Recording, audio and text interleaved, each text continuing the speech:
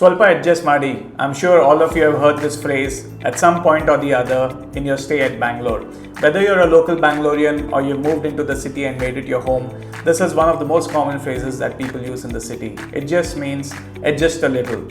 And that's exactly what the Honorable Chief Minister of Karnataka, Mr. Siddaramaiah, said to Mr. Azim Premji last week when he asked him to give access to the Wipro headquarters on Sarjapur Road to decongest Outer Ring Road. And today I'm going to break down what Outer Ring Road is all about, what are the pain points, and what was the specific request of the Chief Minister and why did Wipro deny it. Let's get into the deep dive now. So Outer Ring Road is an arterial road which goes all around the city, but today we are going to focus on 14 kilometers which stretches from Mahadevpura in the East Bangalore to Sarjapur Road in Southeast Bangalore. This 14-kilometer stretch is home to more than 500 global IT companies. There are more than 1 million people who work out of these companies. To give you context, Bangalore's total population is 14 million. So 1 out of every 14 people in the city works out of Outer Ring Road on the 14-kilometer stretch. The total amount of office space here is a staggering 60 million square feet, which is equivalent to having close to 1,000 football pitches. The average commute time for anyone who works out of Outer Ring Road is close to 1.5 hours from home to office on a daily basis. And I'm talking about one way. The average time to get out of Outer Ring Road is close to 30 to 45 minutes. That's a distance of probably 3 to 4 kilometers depending on which direction you're heading. So now let's deep dive into what the actual situation is and why the government reached out to Wipro for help. As you can see, this is Outer Ring Road and this is Wipro's campus on Sarjapur Road. There's a road which goes through RMC Eco World, and then there's a narrower road which goes through internal roads and comes out at Sarjapur Road.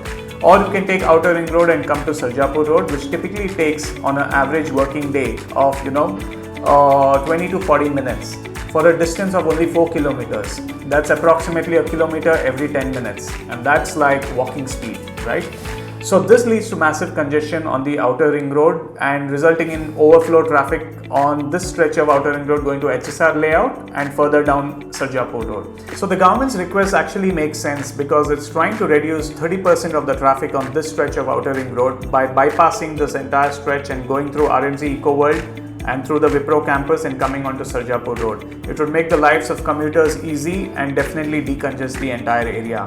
But Wipro denied this request and they gave very promising suggestions to the government, like carrying out a very detailed study to figure out what other alternatives are there to decongest Outer Ring Road on a more long-term basis, right? So quoting from their letter to the government is that allowing public vehicular movement through our Sarjapur campus, we apprehend significant legal, governance and statutory challenges since it's an exclusive private property owned by a listed company not intended for public thoroughfare. Also, since Wipro is an SEZ, they went on to say that their Sarjapur campus is a special economic zone providing services to global customers, and their contractual conditions mandate stringent non-negotiable access control norms for governance and compliance. In a nutshell, or in simpler language, what it means is they're not allowed to have a security breach or a security risk passing through their campus at any point in time, as it might breach their contractual agreements with a lot of companies who are their customers. This also makes sense. Wipro went on to say that there is no silver bullet to solve this. What they mean is, just by opening up their gates, it's not going to solve the Outer Ring Road problem. They offered to sponsor a very comprehensive study to figure out long-term solutions to solve the Outer Ring Road traffic problem permanently.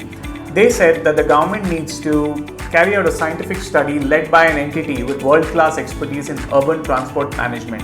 So while Wipro's suggestion is great about getting a study to be done, do you think the government has not thought about this earlier? In fact, in the CDP plans which they made in 2007, they envisaged a road which cuts from Outer Ring Road, goes via Sarjapur Road and further beyond. This was a 60-meter road which is close to 200 feet in width, right?